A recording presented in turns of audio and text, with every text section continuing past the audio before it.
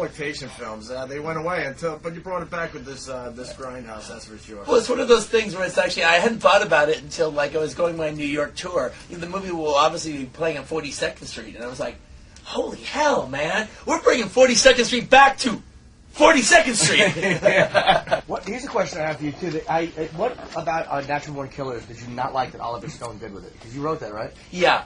Well, basically, they rewrote my script. That's first, foremost, and kind of, you can stop right there. That's pretty big. Yeah. That's a pretty big problem. I mean, my whole thing about it is, I know people, screenwriters in Hollywood, they rewrite them all the time, and that happens all the time. Not to me.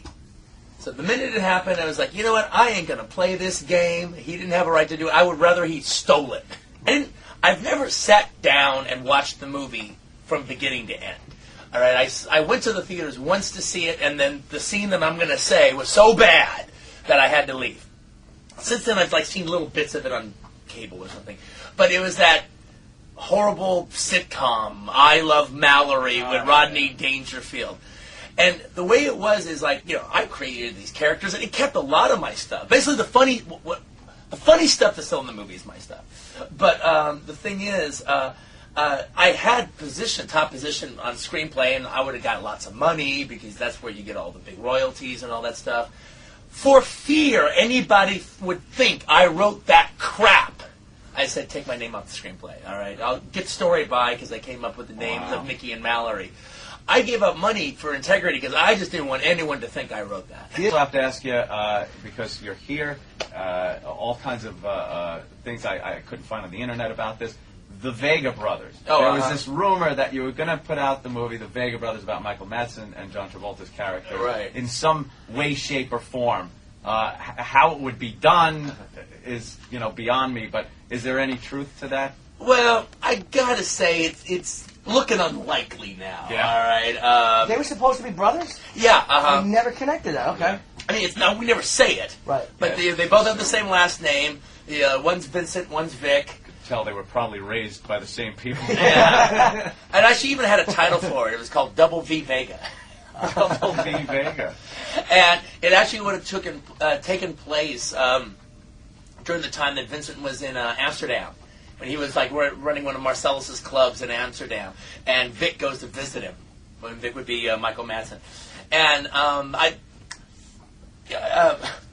we're all a little older now. Yeah. So and since they both died, there would have to be a prequel. Yeah. Then I actually came up with a way I could have done it, even with them being older and dead. And I'll be revealing it right now for the first time because I probably won't do it.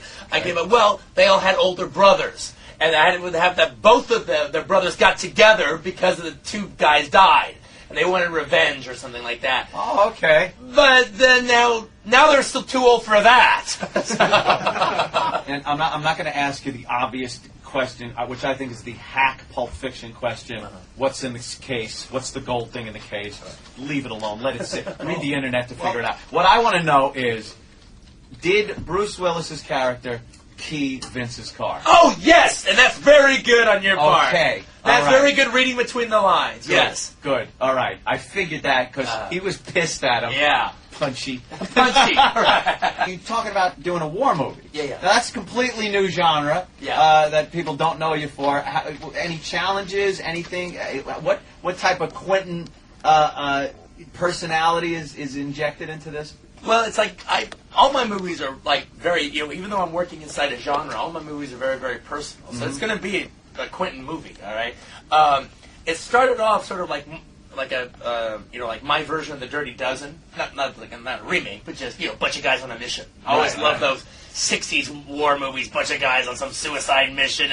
The psycho, the rapist, the this, the that, the sergeant. Those movies were great, too. They would take all afternoon on a Sunday. Yeah. Kowalski! Yeah. But what it's become, as I've been writing it more and more and more, it's kind of a big, sprawling epic. It's become my spaghetti western, but with World War II iconography, which makes sense, because that's the one time in the 20th century that really was a no man's land, especially if you're in Nazi-occupied territory. And so... the movie's called Inglourious Bastards, but it has a subtitle, and the subtitle, to bring the spaghetti western, aspect of it to the fore, Once Upon a Time in Nazi-occupied France.